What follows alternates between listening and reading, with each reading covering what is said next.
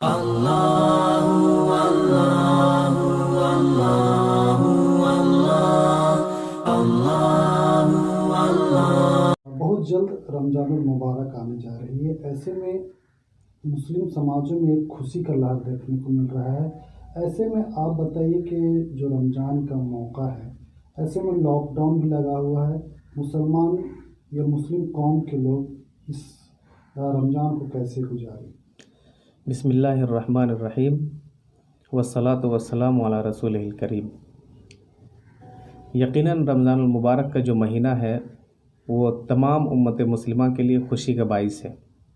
چونکہ اس مہینے میں رحمت، اسی مہینے میں مغفرت اور اسی مہینے میں جنت سے خلاصی کا جو مژدہ جانفزہ اللہ کے رسول صلی اللہ علیہ وسلم نے دیا ہے وہ نہایت ہی خوشخبری ہے پوری تمام امت مسلمہ کے لیے۔ اسی میں ایک رات آتی ہے شب قدر کی، اسی میں تراویح کا مسئلہ ہوتا ہے، اسی میں اعتکاف ہوتا ہے، یہ ساری چیزیں اس میں شامل ہیں۔ ابھی جہاں تک بات رہی، لاک ڈاؤن بھی ہے، رمضان المبارک کا مہینہ بھی ہے، تراویح کا مسئلہ ہے، اور پھر اس میں شب قدر کی راتیں بھی ہیں۔ تراویح کے مسئلے کے سلسلے میں چونکہ 2 ہی 3 دن میں تراویح اب شروع ہونے والی ہے، اس سلسلے میں تمام علماء کرام کو سامنے رکھتے ہوئے، بالخصوص استاد محترم حضرت مولانا خالد سیف اللہ رحمانی صاحب کو سامنے رکھتے ہوئے ہم یہ بتانا اور کہنا چاہتے ہیں تمام امت مسلمہ کو، جہاں تک میری آواز اس پریس کانفرنس کے ذریعے سے جا رہی ہو، کہیں گے کہ مسجدوں میں جس طرح اب تک صبر کے ساتھ جمعہ کی نماز میں ادائیگی کیے 5 لوگوں کے ساتھ اور 5 وقتہ نمازوں میں 5 لوگوں کے ساتھ،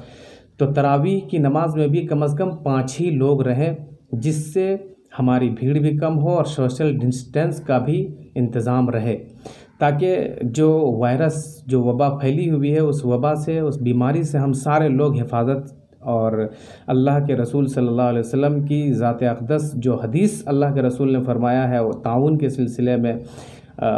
کی دوریاں اختیار کیا جائے، تو اس سلسلے میں ہم بھی یہ کہیں گے کہ سوشل ڈسٹینس قائم رکھنا چاہیے، چاہے وہ تراویح کی نماز ہو، چاہے وہ فرض نماز ہو، چاہے جمعہ کی نماز ہو۔ مسجد سے باہر کیسے لوگ رہیں؟ جہاں تک اور دوسری بات یہ ہے، جیسے کہ آپ نے ابھی پوچھا کہ مسجد کے باہر کیسے رہیں، مسجد میں جب سوشل ڈسٹینس کو رکھا گیا ہے تو ظاہر سی بات ہے کہ جہاں بھی لوگ رہیں گے وہ سوشل ڈسٹینس کو قائم کرتے ہوئے رہیں گے، اور تراویح کی نماز مسجد میں اگر ہو رہی ہو تو وہاں تو 5 لوگ پڑھیں گے۔ اس کے علاوہ جو مسلمان اپنے گھروں میں نماز قائم کرنا چاہیں، ان کو، جن کے گھروں میں حافظ قرآن ہے، ظاہر سی بات ہے کہ وہ حافظ قرآن پوری تراویح پڑھائیں گے، ختم قرآن کی، لیکن جن کے گھروں میں حافظ قرآن نہیں ہے وہ سورہ تراویح پڑھیں گے، اور یہی آج کے دور میں ابھی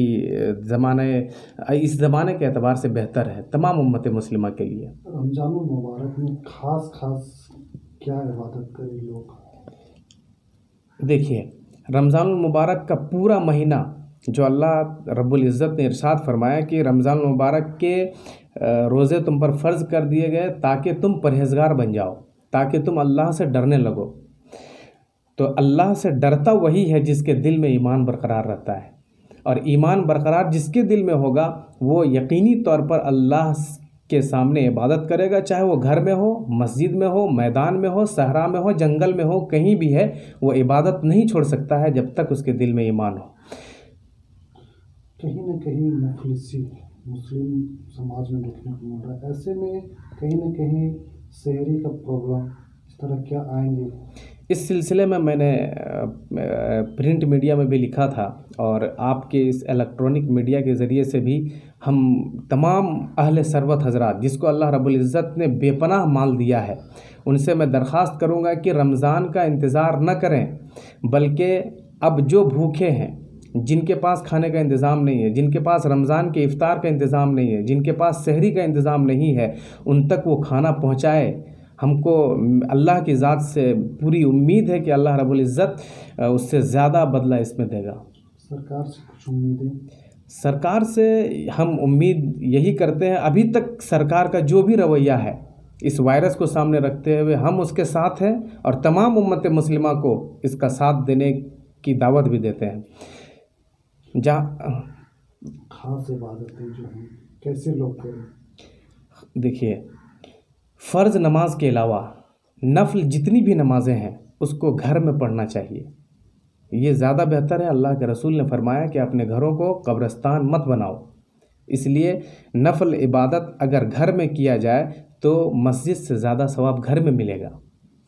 कुरान और हदीस को जो पढ़ने का तरीका है, इसमें लोग जो नहीं जानते कुरान, क्या ये एक बेहतर मौका है कि इसमें लोग सीखें और ज़्यादा से ज़्यादा कुरान को सीखने के अलावा उसमें जो तर्जुमे हैं, तफासिर है, उसको बेहतर तरीके से पढ़ें? अल्लाह के रसूल सल्लल्लाहु अलैहि वसल्लम की एक हदीस है, मन तअल्लमल कुरान व अल्लमा, जिसने कुरान सीखा और सिखाया। हम चाहते हैं, चूँकि मेरे मदरसे में अभी छुट्टी है, हम चाहते हैं कि जो भी शख्स कुरान की तालीम के लिए मेरे पास आए, बल्कि मैंने एक मरतबा कहा भी था, जिसको कुरान की तालीम सीखना हो, अभी लॉकडाउन में सबसे बेहतरीन मौका है कि जो हजरात नहीं जानते हैं, जिनकी नमाज़ें तक सही नहीं हो रही है, जिनको दुआएं याद नहीं है, जिनको अल्हम्दु याद नहीं है, जिनको तहियात याद नहीं है, दरूद पाक याद नहीं है, उन तमाम को मैंने दावत दी थी कि अब इस लॉकडाउन में सीखने की ज़रूरत है, जिस सीख से हम अपनी नमाज दुरुस्त करेंगे और अपनी इबादत दुरुस्त करेंगे, और इबादत जब दुरुस्त हो जाएगी तो हमारी आखिरत अज़ खुद दुरुस्त हो जाएगी। कहा जाता है कि मुस्लिम समाज में तरावी के बाद लोग घरों से निकलते हैं, अफ्तारी के बाद निकलते हैं, तो क्या एहतियात करें? तरावी की नमाज, मैंने जब कहा अभी इसी चंद मिनट पहले कि तरावी की नमाज सुन्नत मुअक्कदा अलल किफ़ाया है, इसीलिए मस्जिदों में जो भी तरावी का इंतज़ाम किया जा रहा है उसको सामने रखते हुए जो सोशल डिस्टेंस है, जहाँ भीड़ नहीं लगाना है, जब सोशल डिस्टेंस को सामने रखते हुए जुमा की नमाज़ 5 लोगों में अदा की जा रही है, तरावी की नमाज़ 5 लोगों में अदा की जा रही है, तो हम उनसे दरख्वास्त करेंगे दोबारा कि जो हजरात तरावी की नमाज़ों के बाद आपसी मेल जोल रखते हैं वो अपने घरों में अपने बाल बच्चों के साथ ज़िंदगी गुजारें। ये ज़्यादा बेहतर है उन हजरात के लिए जो हजरात अब तक अपने बाल बच्चों को वक्त नहीं दे सके थे। इससे बढ़िया मौका और हो ही नहीं सकता है। लास्ट सवाल कि नौजवानों को अपनी ओर से क्या कुछ खास करें? तमाम नौजवान जो अब तक मेरी नज़र पड़ी है, जो हजरात बाहर में रहते हैं, चाहे वो कहीं से भी ताल्लुक़ रखते हों, किसी गांव से, किसी फ़िरके से, किसी धर्म से, किसी ज़ाति से भी हो, हम तमाम लोगों से दरख्वास्त करते हैं, और ख़ुसूसन जहाँ से मेरा अपना आबाई वतन है वहाँ से भी, जहाँ मेरा रहना सहना है वहाँ के लोगों से भी, कि आप सोशल डिस्टेंस को बरकरार रखें। नौजवान हजरात अगर खेल कूद में लगे हुए हों तो इससे अच्छा मौका है ही नहीं इबादत का, चूँकि अल्लाह के रसूल सल्लल्लाहु अलैहि वसल्लम ने ख़ुद इरशाद फरमाया कि नौजवानी की इबादत से अल्लाह रब्बुल इज़्ज़त बहुत खुश होता है। इसलिए नौजवानों से मेरी दरख्वास्त है, चाहे वो नौजवान लड़कियां हों चाहे नौजवान लड़के हों, वो अल्लाह रब्बुल इज़्ज़त को इस रमज़ान मुबारक को सामने रखते हुए अपने रब को, रूठे हुए रब को मनाएं और ख़ूब दुआएं करें अल्लाह रब्बुल इज़्ज़त से कि इस वबा से हम तमाम की हिफाजत फरमाएँ। ये भी दुआ करें कि इस मुल्क की हिफाजत फरमाएं और मुल्क के साथ साथ जो हमारे बिरादरान वतन है उनको अल्लाह रब्बुल इज़्ज़त हिदायत नसीब फरमाएं। कुछ गाइडलाइंस मुस्लिम तंजीमों या बड़े इदारों से आए हैं क्या? जी, जहाँ तक मेरे पास जो मैसेजेस आए हैं वो दारुल उलूम देवबंद का है, और इदारा शरिया के बड़े आलिम दीन का है, इमारत शरिया का है, और बिलखुसूस मेरे उस्ताद मोहतरम फ़क़ीहुल असर हज़रत मौलाना खालिद सैफुल्लाह रहमानी साहब दामद बरकातुहुम, जिनकी नज़र है ज़माने पर, उनको सामने रखते हुए हम अपनी राय या अपना ये मशवरा देते हैं तमाम उम्मत मुस्लिमा को, और बिलखुसूस उलमाए किराम को भी, कि वो अगर कोई सीखने का मौका मांगता है आपसे तो उनको दें, अल्लाह रब्बुल इज़्ज़त इसमें भी सवाब नसीब फरमाएंगे। मुफ्ती वसीउर रहमान नदवी रहमानी, मोतमद तालीमात, मदरसा मज़हरुल उलूम इरबा, रांची, झारखंड।